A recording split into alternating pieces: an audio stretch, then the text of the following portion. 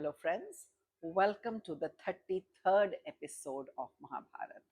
हम महाभारत के बहुत ही संवेदनशील और ऐसे समय पे आके रुके हैं जो आज तक हमारे रोम रोम को क्रोध से भर देता है और उसी के ऊपर बहुत प्रश्न रहते हैं।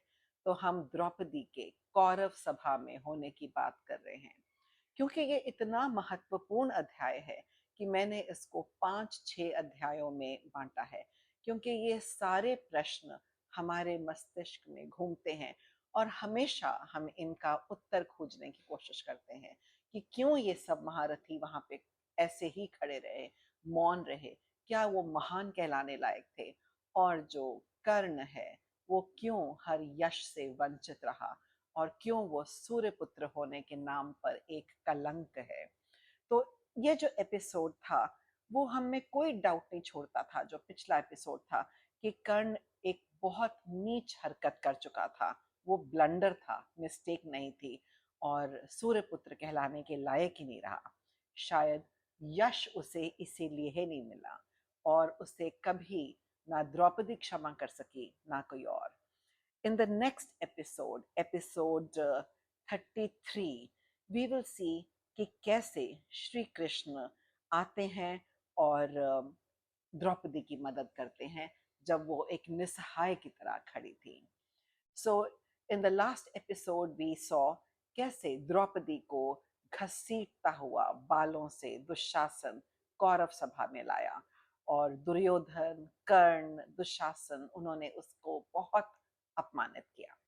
हमने देखा कि कैसे शकुनी और दुर्योधन कर्ण के साथ मिलकर द्रौपदी को निर्वस्त्र करने की कोशिश कर रहे थे और उसने इस घोर संकट में श्री कृष्ण को सहायता के लिए पुकारा। श्री कृष्ण उसकी पुकार सुनकर करुणा से भर गए, हैं तो वो जगत के पालक ही, और प्रेम परवश होकर द्वारका की सेज, भोजन और लक्ष्मी को भी भूल गए। द्रौपदी उन्हें पुकार कर छटपटा रही थी। तब धर्म स्वरूप भगवान श्री कृष्ण वहां गुप्त रूप से आए और बहुत से सुंदर वस्त्रों से द्रौपदी को सुरक्षित कर दिया। दुरात्मा दुर्योधन और दुशासन द्रौपदी को बहुत अपमानित कर रहे थे। दुशासन द्रौपदी को नग्न करने की बहुत चेष्टा कर रहा था और जितना ही वो उसके वस्त्रों को खींचता था उतना ही ढेर लग जाता था।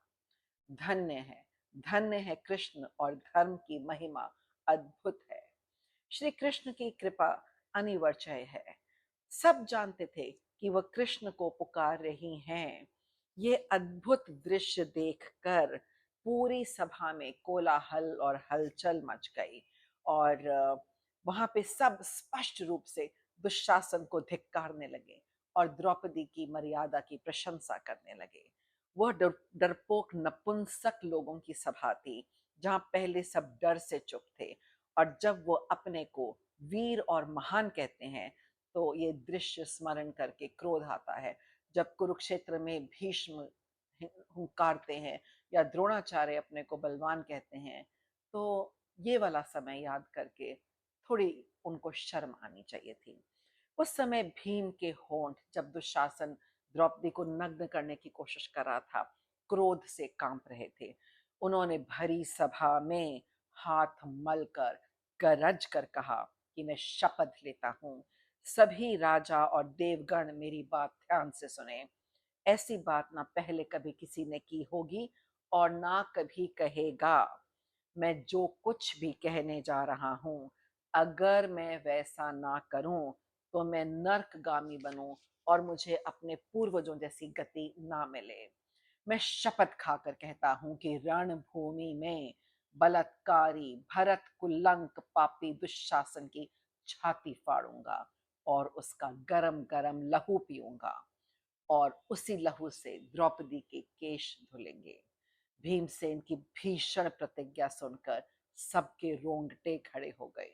सब सभासदों ने भीम की प्रशंसा की और दुशासन की निंदा की। अब तक दुशासन द्रौपदी को वस्त्र खींचते खींचते थक गया था और थोड़ा सा अपनी असमर्थता पे खींच कर नीचे बैठ गया था और लज्जावश बैठा था। चारों ओर तहलका मच गया। दुशासन और दुर्योधन और कर्ण को सबने धिक्कारा। ये वही कर्ण है जिसको लोग सूर्यपुत्र और उसके लिए बहुत संवेदना रखते हैं। भूल जाते हैं कि वो शायद उस हक को खो चुका था। लोग कहने लगे कि कौरव द्रौपदी के प्रश्नों का उत्तर क्यों नहीं देते, क्योंकि उसके प्रश्न धर्म अनुसार हैं। अब धर्म मर्मज्ञ विदुर जी ने हाथ उठाकर सबको शांत किया और कहा कि द्रौपदी आप लोगों के सामने प्रश्न रखकर अनाथ के समान रो रही है, परंतु आप में से कोई भी उत्तर नहीं दे रहा है। यह तो अधर्म है और आप पाप के भागीदार बनेंगे। विकर्ण ने, जो कौरवों का सबसे छोटा भाई था, अपनी बुद्धि के अनुसार उत्तर दिया। अब आप लोग उसके प्रश्नों का उचित उत्तर दें, वरना आने वाला समय भविष्य आपको कायर और धर्म की राह से हटने वाला अधर्मी और पापी कहेगा, और आपका भी उत्तरदायित्व रहेगा। जो इंसान धर्म और सत्य का साथ नहीं देता, वह उचित बात नहीं बोलता, वह भी पाप का भागीदार होता है।